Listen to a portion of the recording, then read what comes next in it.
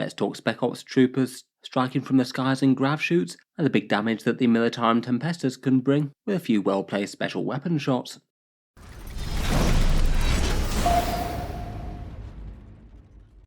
Hello and welcome back to Auspex Tactics, where today we're talking about Militarum Tempestus Scions, and an overview of what the glory boys of the Astra Militarum can bring to the tabletop in 10th edition 40k. I feel like so far in the edition Scions have been going from strength to strength, and the updates for Pariah Nexus seem to have broadly helped them out even more, gaining a bunch of lethal hits on a ton of weapons and also being extra important for actions and objectives and things. Feels like they're going to be increasingly relevant to Astra Militarum army lists. In the video, let's just do a quick recap of Tempestus Scions in 40k, a few of their origins and miniatures and past rules, and then get on to their units and data sheets in game right now and what they bring to the table. In the lore, the Militarum Tempestus Scions are elite stormtroopers, organised into individual Scion regiments, typically supporting either the Astra Militarum or the Inquisition, as sort of special forces for the Imperium, and one of the most elite wings of normal unaugmented humans. The Imperium investing far more than the mass ranks of the Imperial Guard, sent into battle with basic training, a lasgun and flak armour. They're trained from a young age in the brutal scholar progenium, and Astra Militarum commanders might be able to requisition parts of their regiments for certain missions of high priority. They're equipped with higher class weaponry, including hotshot lasguns and carapace armour, often deploying from grav shoots from their Valkyrie carriers, and they typically get tasked as a sort of scalpel to go alongside the blunt hammer that is the Astra Militarum. Things like being the spear tip of airborne assaults, sabotage missions behind enemy lines, or assassinating a key commander with a precision strike. Basically, if there's just one pivotal point of a battle that's going to be absolutely make or break, then it makes sense to deploy these guys there and make sure that the job gets done right. The Tempestus Scions have their origins in Imperial Stormtroopers, which go back really quite a long way into 40k's history. I'm sure there'll be plenty of people watching who remember these metal miniatures from a long time ago. They still feature their more classic design trope, though, of the power cable-fed hotshot lasgun for amplifying its power, and heavier armour than your standard guardsman. Their more recent range of kits hails from 2014, a long time after that previous kit had gone out of production, and this updated them to some slightly more Baroque style armour, some trim that has a kind of equivalent with the Imperial Knights in its own way maybe, and then either the choice of these night vision style helms or berets, still keeping the iconic hotshot lasguns and giving them a new weapon option in the hotshot volley gun. The 5-man Scion kit can also build the Tempestus command squad too. It is a fairly flexible one. They're also tied in with the release of the Taurox transport that can build this variant in the Taurox Prime, a dedicated transport to transport your Scion armies around, sporting a few more decorative plates than the standard ones. And the Scions also have a big affinity for riding around in Valkyries as well, something they use a lot in the lore, air cavalry often having been one of the most iconic ways to play stormtroopers. As ever for any 40k kits, if you were looking to pick up some Tempestus Scion miniatures or any other 40k kits, there's a few links in the video description where they might be a bit cheaper, anywhere between 10 and 20% off depending on where you are around the world. And I usually use third-party gaming stores like these to pick up Warhammer when I'm looking at new plastic kits. Anything bought through those does go to help support Auspex Tactics and the creation of new videos as well. Models aside, after they got that ranged launch in 2014, the Scions actually briefly had their own codex in Militarum Tempestus for a little while. It was a bit of a thin book without that many units in it, given that they only really had 2 main kits to work with, plus a little bit of support, and then they have had various levels of lore support since that over the years. Maybe the most in-depth stuff that they've ever had was in the Psychic Awakening Greater Good expansion, where Games Workshop released themed rules for each of the Scion regiments, giving them unique regimental traits and relics and stratagems and things depending on which Scion regiment you are playing, whether it was Capic Eagles or Lambden Lions and things. Since that point though, currently Scions have a fair bit more basic rule support than it previously has been in the past. 10th edition did scrape away quite a lot of the rules bloat and multiple layers of things that were present in 9th, though it does feel like Scions are maybe in a bit of a holding place right now, where they're near guaranteed to get their own unique detachment when the Guard Codex comes out, but we don't know exactly when that's going to be. Hopefully it won't leave it quite as late in the edition as last time. Until that happens though, there isn't really any major game mechanic driven reason for fielding entire armies of them. You can freely mix and match them with the rest of the Astra Militarum.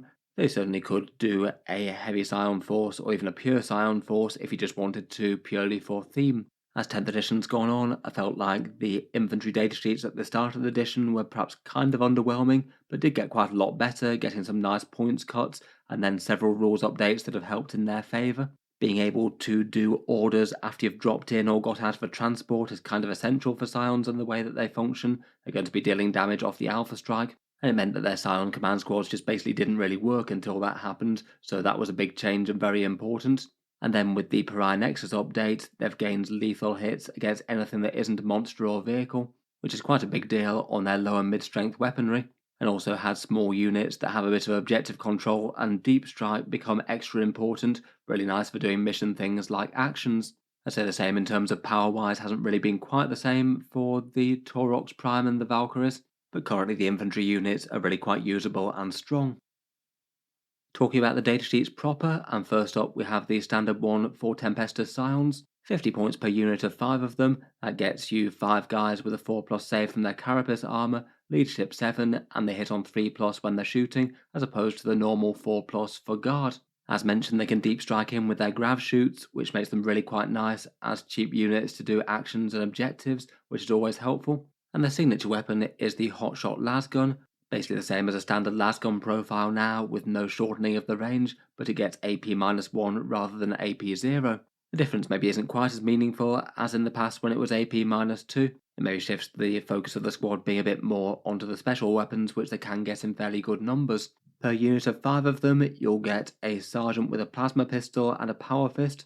Quite nice to have a little bit more threat on him, and means that their melee damage output isn't completely awful. 3 attacks with a power fist certainly doesn't hurt if you need to just do a random bit of chip damage and maybe kill a last space marine or something. And then for the rest of the squad, you're likely to have 2 regular lasguns and then 2 special weapons from the list of the things that you can see here, though you can't double up on them, they have to be different. Most of them are fairly standard things for the guard, but they can also take the hotshot volley gun, either getting 2 shots out to 30-inch range or 4 shots within 15-inch range, and can add a bit more volume fire. Then for their special rule, they get to reroll hit rolls of 1 just permanently, and that goes up to rerolling all hit rolls if your target's in range of an objective marker, so it makes them spectacularly dangerous when they're trying to clear points.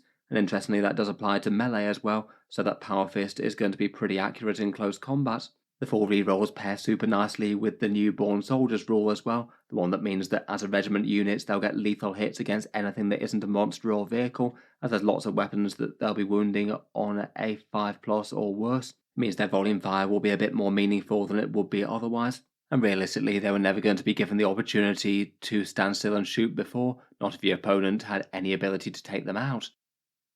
I think usually for these guys, alongside a more normal Astra Militarum army, I'd be tempted just to take 1 or 2 units of 50 points worth of them, put them in deep strike and have them on standby turns 2 and 3 to be ready to do actions and things or achieve secondary objectives. Though how easy they'll find to do that might depend on how well the opponent's screening and what sort of army you're playing against. If they don't have anything important to do on that front though, they could either try and contribute to primary games by destroying things on objectives, or just doing a little bit of precision damage output just where needed. And against the right target, charging really genuinely might not be the worst idea as well, even if it's only on an unlikely 9 inches. At least getting a Hail Mary chance to swing an objective potentially, if you're charging something that won't hit you back too hard, or maybe do a little bit of damage with that power fist. For the special weapons, I'd likely be most tempted by the Plasma and Melter Gun to be able to threaten tough stuff with good saves a little bit better. Though I certainly could see the argument for the Hot Shot or the Grenade Launcher as well. It just seems like the Flamer is the one that I wouldn't bother with for them, given that they get reroll hit rolls as their main rule, and the Flamer doesn't even need to hit. They're absolutely definitely a very competitive unit for the Guard. A really good proportion of competitive lists take at least some of them for the sort of nuisance action type role. They maybe don't tend to go too heavy, perhaps slightly diminishing returns there. Otherwise though, if wanting to invest into a big scary Scion squad, it might be tempting to go for a Tempestus command squad to do so. They're 70 points for a squad of 5 of them, and the main upgrade is that the leader Taurox Prime gets a 3 wound profile and the character keyword, so he can bear enhancements and things. As well as doing a bunch of things that the regular Tempestus Scions can do, they can also be a force multiplier, giving you an order which can now be able to be used after they've dropped in, and also giving sustained hits 1 to their unit on their ranged attacks. Both of those are pretty nice, and with sustained hits it means that you might often have both sustained and lethal hits on 6s, which is all rather good, meaning you get both an extra attack and an auto wound at the same time. For the rest of the squad though, there really are quite a lot of options. You could literally go for the entire rest of the unit having special weapons, say a plasma gun, grenade launcher, hotshot volley gun, and melter gun. So it means they could be quite a big danger unit compared with regular Scions, particularly as they also get the sustained hits and the order to make all of that hit a lot more accurately. They do have the option to trade out any number of those special weapons for the usual command squad things, a 6+ feel no pain from the medic, a banner for the extra objective control, and a Master Vox for broadcasting orders about. And then the Tempestus Prime has got the option to choose between extra damage or the option of a little bit more unit synergy. If he takes the command squad, then he can have his unit affected by 2 different orders at the same time, though he can only order one himself, so I guess you need to combo that with the Grand Strategist enhancement if you really wanted to stack 2 of them under normal circumstances. The Tempestus Prime, if he's your Warlord, can also make Scion's battle line as well, which could be kind of big in certain missions. Exactly how important it'd be would depend on the mission rules, but if you can shoot an action or have Scion squads turn up from reserves turn 1, then both of those could be kind of big. You would have the downside of not being able to run Lord Solar if you're doing that though, given that he has to be your Warlord otherwise. Maybe the most obvious thing that you can do for a Scion Command Squad is just make a big investment Scion unit. Take 10 regular Scions, so you've got 4 special weapons there, plus a Sergeant. Add the extra 5 of the Scion Command Squad to them, so you've got a big 15 Scion unit for 170 points. And then either double it down on yet more damage, or trade some of that damage out for other bonuses, like say the Medic or the Banner. Or you could sort of go for a half and half style Scion Squad. See it as a 20-point upgrade for the unit to get an order and sustained hits and some more threat, and think about putting the whole thing in a Taurox Prime. I feel like the way that they're pointed is actually kind of interesting to do either. An 120-point unit could still be a lot of threat, as it feels like the Scion Command Squad is perhaps the valuable bit in terms of actual damage dealing. But also a big 15-man squad would make things like Medic Boost or the Banner go a bit further if you're using those. As mentioned, if you wanted to go absolutely all in, you could take that Command Squad and Grand Strategist and potentially have things like extra shots and also +1 to hit on the go at the same time. Talking of orders, the +1 to hit from Take Aim is maybe a little bit less good on Scions compared with some, given their built-in hit rerolls. If you're shooting against things on objectives, then often it's going to make more sense to do the rapid fire boost, particularly if you've got plenty of plasma guns in the unit. I feel like most of the time I'd be tempted to take as many plasma guns as possible though, and maybe use the +1 shot to rapid fire type weapons, which is pretty savage to get 3-shot plasma weapons up close. And that'll also affect any hotshot volley guns and regular hotshot rifles in the unit as well, making them a lot more dangerous. Otherwise, +1 to save sometimes might be the right choice. It means that you could have a 3+ save and then also get a cover save against AP type things. That could make them just a little bit less trivial to remove than they'd normally be. And in the right situation after dropping, extra movement or extra objective control both could be handy too. If you do go for a Scion Command Squad, the unit's still going to be very fragile though, even if you go maximum defense with a medic and the +1 to saves type order. I feel like usually unless you're doing something super clever, the unit's usually going to drop in, deal its damage, and then get killed by something in return. Though I guess perhaps the 10-man Scion element of the whole thing isn't the worst thing to use the reinforcement stratagem on, although that would be competing against everything else that you could use it on now, as there's only one use. I was kind of interested to take a look at the average damage output of a big maxed out unit though. This one's an 170-point Scion squad including the command squad, 3 plasma guns, 2 melter guns, 2 hotshot volley guns and a grenade launcher, 6 hotshots and a couple of plasma pistols. Giving them some fairly ideal circumstances, this whole squad's dropping down and getting within 12 inches of a unit that's on an objective. And then due to the presence of the plasma guns and their rerolls, they're going to be using the extra shot order against all the targets here. It might be a bit more borderline if you didn't have the full rerolls though. In any case, with their average damage output, they're absolutely lethal to hordes, around about 30 odd termagants killed almost. All the plasma shots absolutely ruin Space Marines. You get 11 plasma shots that hit ridiculously accurately out of them, so you kill around about 12 on average. The unit does around about 14 wounds on average to a Terminator unit, and around about 12 wounds to a toughness 10 vehicle with a 3+ save, so at least a fairly good chance of demolishing any one battle tank in a single round of shooting. Overall feels like they're fairly general purpose. They're a fair bit more impressive against anything that they get the lethal hits against, so the Terminator, Space Marines or Termagants versus vehicles, but they can still threaten 2 one-round battle tanks as well, which is pretty big. I guess in usual circumstances the units here would often be getting cover depending on exactly how they're set up and the unit drops in. That could improve some saves and survivability for a few of these, but bear in mind the Guard have other ways to get AP if they really need it, such as a Lehman Russ Exterminator or Fields of Fire. Overall though, if they can get in on a good target that's on an objective, they've got a pretty reasonable chance of destroying something of similar-ish points value against the right targets. The plasma guns and pistols, with 11 shots total and sustained lethals and rerolls, are pretty savage general purpose things altogether. For big damage combos like this, I've certainly not seen this anywhere near as regularly in competitive lists, but some people seem to like experimenting with them from time to time. It seems like Kazakin often get the nod for the same sort of damage combo here, maybe a little bit less high investment and their self-ordering type thing perhaps giving them the edge for a lot of people's gameplay. I guess these guys do have the advantage of being able to drop in anywhere on the map though. Being able to jump out of deep strike is quite cool. Otherwise, taking a look at the Scion transport vehicles, first up we have the Taurox Prime for 90 points. This one's a dedicated transport, so you could take lots of them if you wanted to, and it's a toughness 8 vehicle with 10 wounds and a 12-inch move. Maybe not super awesome durability for the points cost, though not absolutely terrible.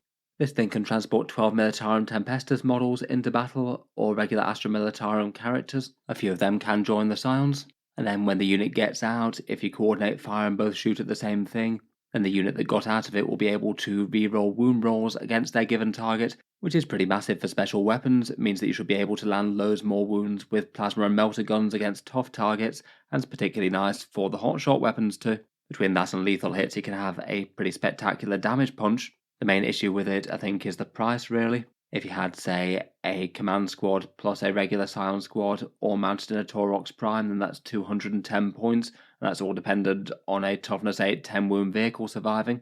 The Taurox does have a little bit of shooting, either a ballistic skill 3 plus 2-shot missile launcher, or a battle cannon with d6 shots at strength 8, AP 1, damage 2, plus some backup twin autocannons or twin volley guns.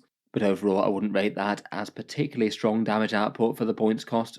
I guess it did gain lethal hits against monsters and vehicles recently due to being a squadron vehicle, and that might help it round out a little bit. Having Scions in transports has often tended to be a little bit more of a niche choice really, maybe done a bit more for style compared with direct rules being optimal or anything like that. Scions often tend to get costed due to their deep strike rule, which is quite a big advantage, and if you put them in a transport vehicle they don't really make use of that, so you have to have some pretty big positives otherwise.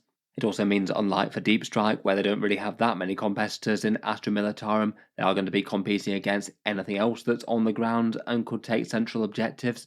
Certainly anything else in Chimeras, such as scouting Kaschans for super cheap, or midfield Deathcore of Krieg units in Chimeras, which will be 135 points overall, rather than more like 190 or more. They're certainly not quite as threatening as Scions in transports, but they're fairly similarly durable. Still brings some threat to the table, and have a lot more OC as well. And also bear in mind that there's nothing to stop Scions getting in other transports in 10th edition, so you could get them into Chimeras if you wanted to. That'd save you 70 points, and they do have some advantages. I feel like having the sheer amount of volume fire that the Chimeras get is a bit of an advantage. And they do have a firing deck as well to put some accurate special weapons firing out of. They would lose the reroll rule though, which means that the special weapons won't be hitting quite as hard if jumping out of one. In general, I've really not seen pretty much anyone using Taurox Primes competitively in 10th edition so far. Still seems that at the moment they're maybe seen as a style over substance type choice if you want to try and make a heavy Scion army work. Realistically though, I don't feel like they're all that far behind other choices. Probably not what I consider optimised, but they can still deliver a pretty spectacular damage punch, and in some games where they've got the right targets to get to work on and they don't get taken out too early, I'm sure they'll do some immense work.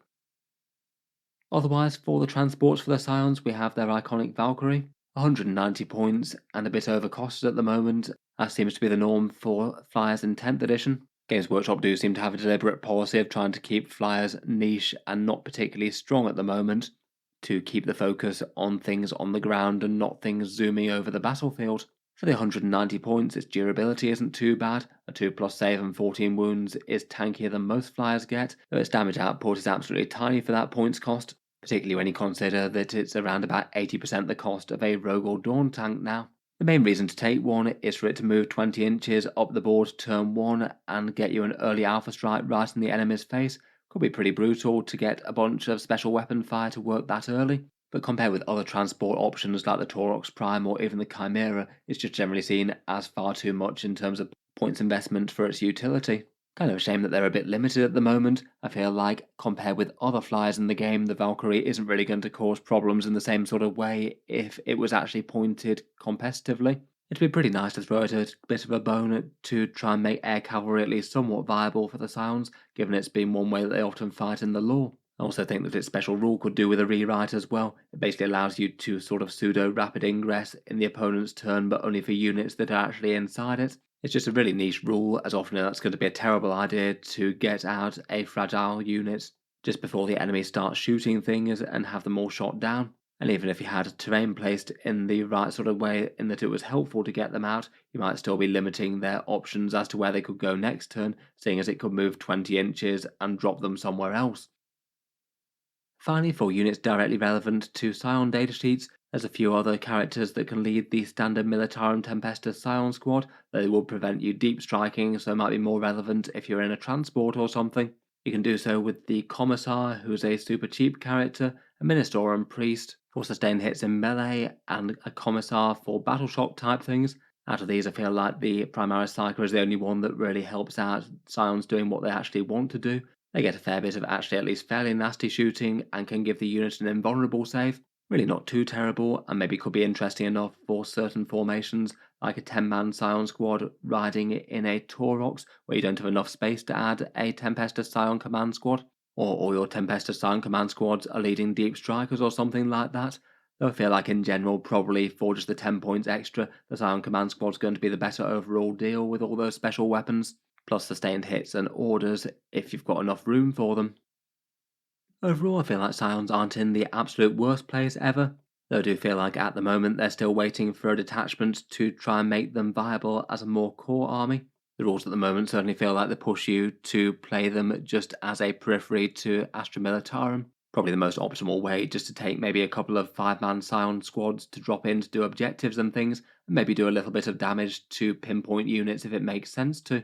Feels like that's rarely going to be seen as a particularly bad move in an army list, particularly with things like actions on board edges, or trying to drop behind enemy lines, or doing locust type things. All of those could be great just to drop in a cheap Scion squad to do, rather than have to divert a unit that might want to be dealing damage or pushing to a primary objective. Otherwise, I do genuinely think that the big squads with a command squad can be competitive if you want them to be.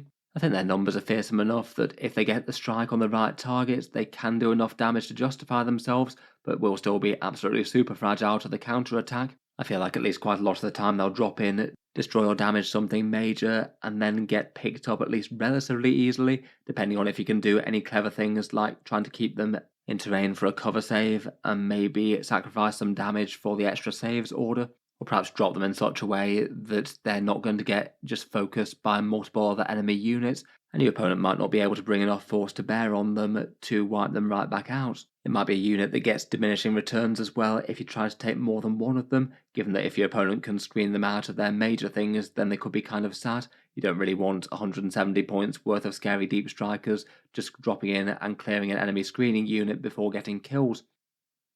Otherwise, for full Scion armies, I think it's safe to say that they aren't going to be exactly optimised for the guard right now, but I certainly think at more casual levels of play you could run very heavy lists of Scions and do very well with them.